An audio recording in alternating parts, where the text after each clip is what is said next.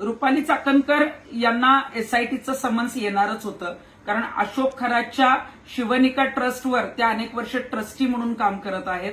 आणि मी त्याच दिवशी सांगितलं होतं ज्या दिवशी महिला प्रदेशाध्यक्ष पदाचा त्यांचा राजीनामा झाला. आता त्यांच्या एसआयटीच्या चौकशीचा जो आहे तो मार्ग रिकामा झाला आणि तपासावर कुठला दबाव पण येणार नाही.